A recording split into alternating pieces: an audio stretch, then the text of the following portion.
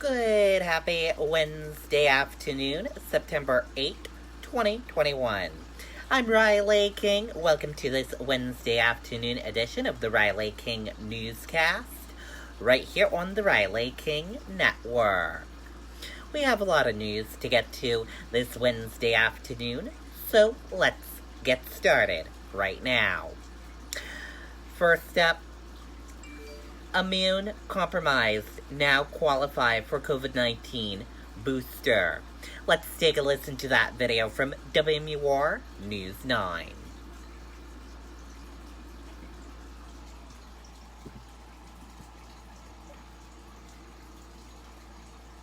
Google Career Certificates provide online job training that's fast and flexible.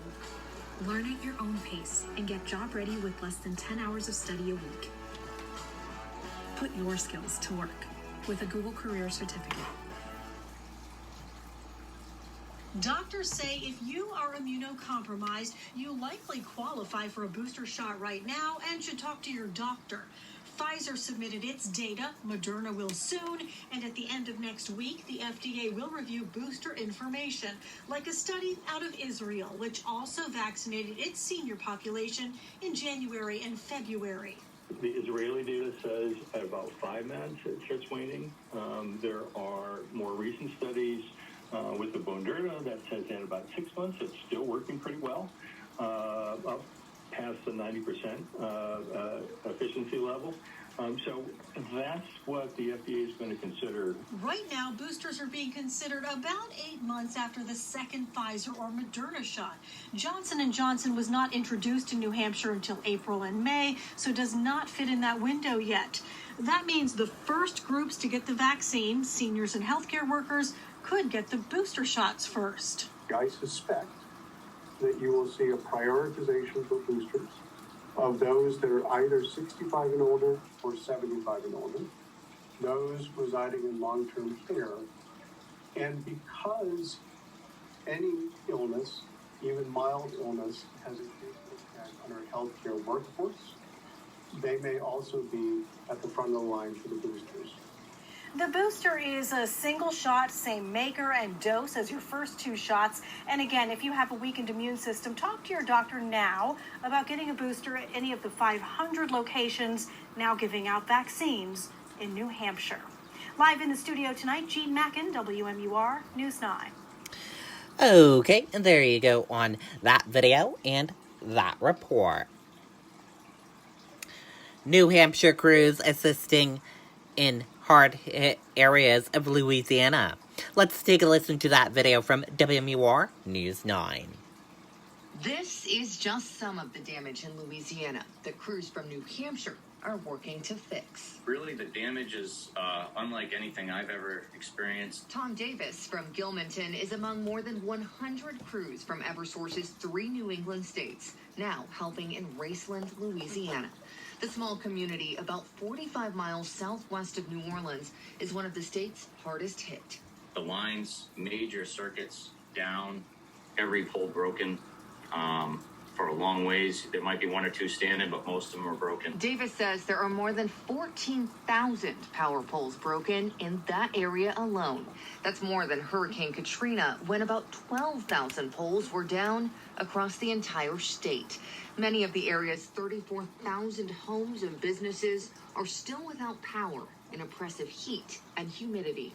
Doing everything we can to get these folks their power. It's going to be a long time for some of the folks in this area because we're really into the rebuild and starting from scratch phase where we're setting new poles, framing them, and running new wire.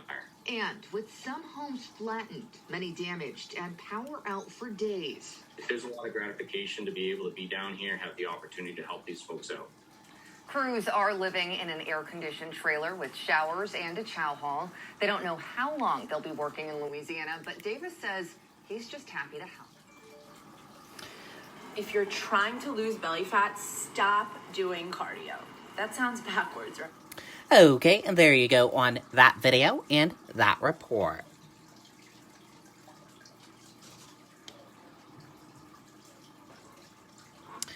11 people displaced by a Manchester fire on Tuesday. Let's take a listen to that video from WMUR News 9. Tonight, nearly a dozen people displaced after a two-alarm fire at a three-story apartment building in Manchester started around 4:15 on Lake Avenue. Put out a plume of smoke that could be seen all across the city. It took about 15 minutes to bring it all under control. Everyone got out of the building before firefighters arrived. Firefighters say one of the residents was smoking on a balcony and set that on fire. Okay, and there you go on that video and that report.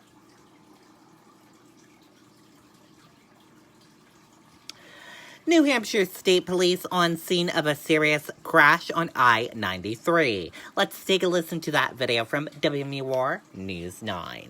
If you're just joining us, we continue to follow some breaking news out of Manchester. Right now, police are on the scene of a crash on I-93 northbound in Manchester.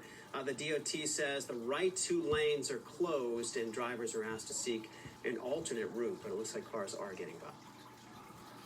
Okay, and there you go on that video and that report.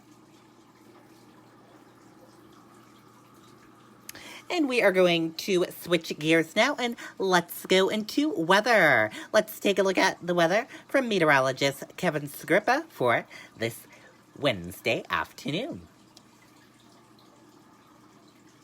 Line of showers and storms back to the west will try to inch in late in the day and into this evening. I suspect the first raindrops from this probably don't happen until after sunset in western areas, but embedded within that slow-moving line and front could be one or two gustier thunderstorms in western New Hampshire after 9 o'clock this evening, or a couple of heavier downpours during the overnight hours as temperatures fade back into the 60s.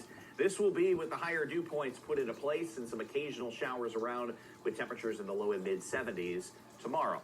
Humidity fades tomorrow evening, setting up more comfortable conditions on Friday with partial sunshine. There'll be the chance of a pop-up shower in the afternoon, but a northwesterly breeze will keep temperatures in the 70s. And 70s to near 80 for both days over the weekend. Mostly sunny skies Saturday, and a front sliding south Sunday could mean a pop-up shower later in the afternoon. A good set of timing in time for the weekend, but for the time being, we do have the front making its way in with that humidity tonight. Scattered showers and storms will be a possibility with lows in the 60s tonight, and still a few more periods of rainfall around with the last of the humidity tomorrow.